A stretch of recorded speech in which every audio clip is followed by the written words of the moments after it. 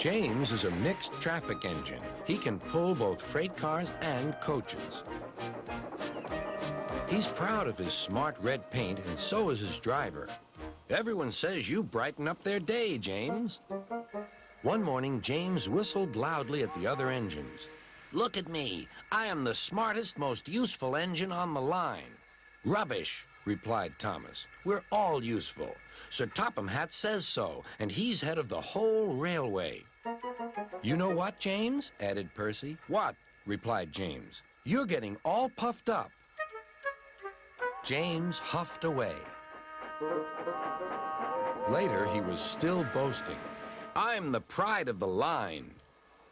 I saw you pulling freight cars, snorted Gordon. You're only a goods engine. I pull coaches, too. Not as much as I do. But Sir Topham Hatt has plans for me. James was only making this up, but Gordon believed him.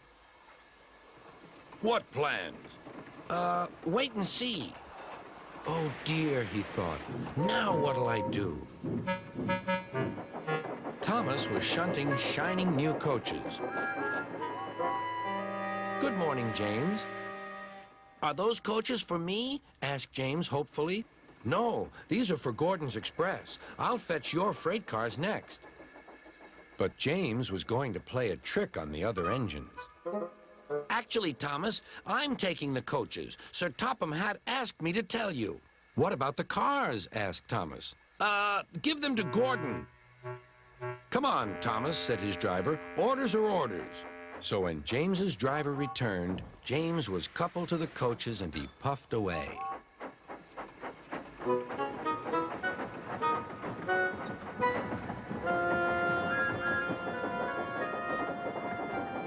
Thomas returned with the freight cars, and a few minutes later, Gordon arrived.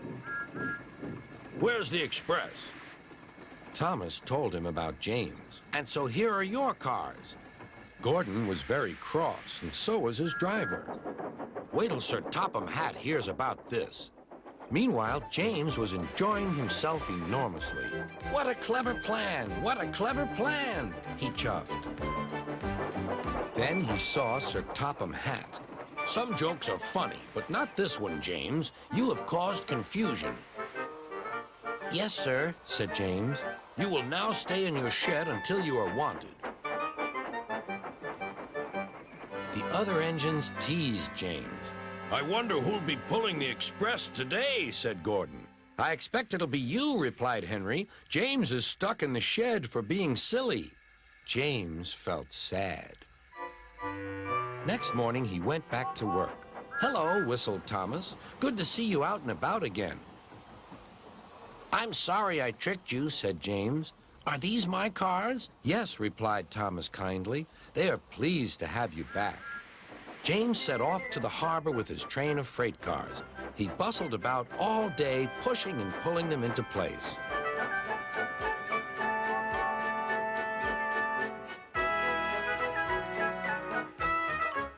Time to go home now, James, said his driver at last. No cars or passengers, just we two.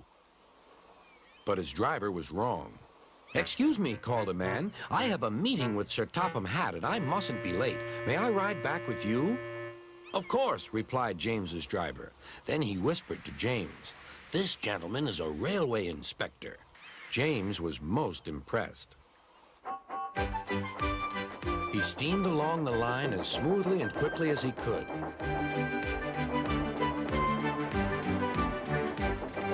Sir Topham Hatt was waiting on the platform, and the railway inspector greeted him warmly.